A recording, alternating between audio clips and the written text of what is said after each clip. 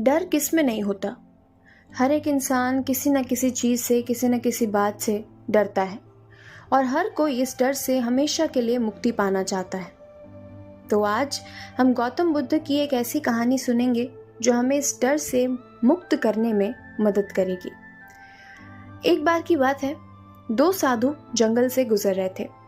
एक गुरु था और दूसरा उसका शिष्य। एक बुजुर्ग था और दूसरा युवा। बूढ़े साधु ने अपने कंधे पर एक झोली टांग कर रखी थी। कोई वजन वाली चीज लटकी हुई मालूम पड़ती थी। अजीब सा उबड़ खाबड़ रास्ता था, अंधेरा था और दूर दूर तक कोई दिखाई भी नहीं दे रहा था। उस बूढ़े साधु ने अपने शिष्य से पूछा कि बेटे, जंगल में कोई डर तो नहीं है ना? अपने गुरु की बात सुनकर उस युवा सन्यासी को बहुत हैरानी हुई, क्योंकि आज तक उसके गुरु ने इस तरह का प्रश्न कभी नहीं पूछा था। वो युवा सन्यासी अपने गुरु से कहता है कि गुरुदेव, डर कैसा? ये जीवन तो नश्वर ही है, तो डर कैसा? गुरु ने कहा, ठीक है, हम आगे बढ़ते हैं। दोनों गुरु और शिष्य अपने मार्ग में आगे बढ़ना शुरू करते हैं। तो रात और गहरी होने लगती है और सन्नाटा, और ज्यादा सन्नाटा छाने लगता है। गुरु दोबारा से अपने शिष्य से पूछता है, बेटे, कोई डर तो नहीं है ना? शिष्य चौंक जाता है और कहता है कि डर कैसा और किस बात का डर? हम सन्यासी हैं, भला हमें कैसा डर? शिष्य की बात सुनकर गुरु ने कहा, ठीक है, हम आगे बढ़ते हैं। थोड़ा आगे चलने पर उन्हें एक कुआं मिलता है।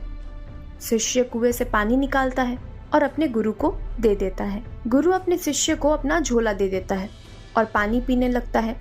शिष्य को शक तो पहले से ही था कि झोले में कुछ तो जरूर होना चाहिए, क्योंकि अकारण ये भय पैदा होना तो असंभव है। जैसे ही शिष्य अपने गुरु की झोले में हाथ डालता है, वो देखता है कि उसमें एक सोने की ईंट है और ईंट को देखते ही शिष्य समझ जाता है कि भय का कारण यही है।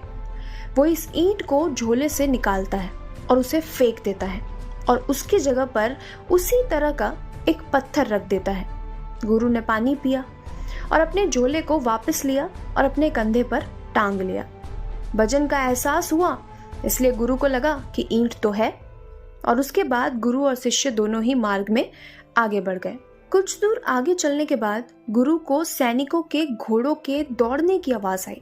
ऐसा लग रहा था कि मानो सैनिक उनकी तरफ ही आ रहे हैं। गुरु घबरा कर अपने शिष्य से पूछता है कि यहाँ कोई भय तो नहीं है ना? कोई डर तो नहीं है ना? शिष्य कहता है, आप बिल्कुल निश्चिंत हो जाइए, क्योंकि डर को तो मैं पीछे ही फेंक आया हूँ। गुरु घबराया और अपने झोले में देख लिया तो वहां पर सोने की ईंट नहीं थी, बल्कि उसकी जगह पर एक उसकी तरह ही दिखने वाला पत्थर रखा हुआ था। लेकिन इतने टाइम से यह पत्थर भी भय का कारण बना हुआ था। वो बूढ़ा गुरु हंसकर कहने लगा कि ये तो हद हो गई। इतनी देर से मैं इस पत्थर को ढो रहा था और ये मुझे लगातार भय भी दे रहा था। गुरु अपने शिष्य से कहता है कि तुमने ठीक कहा कि तुमने भय को पीछे ही छोड़ दिया, पर पागल, तुमने ये मुझे पहले क्यों नहीं बता दिया? मैं इतनी देर तक इस पत्थर के कारण भयभीत रहा। ये इतनी देर का भय बिल्कुल व्यर्थ था। शिष्य अपने गुरु से कहता है कि यदि ठीक से समझे तो जो पहले भी भय था वो भी व्यर्थ ही था। वजन तो ये भी है और वजन तो वो भी था। ये पत्थर दिखाई पड़ता है, वो सोना दिखाई पड़ता था। यदि आप भी इस पत्थर को ना देखते तो आपकी पूरी रात डर में बीत जाती।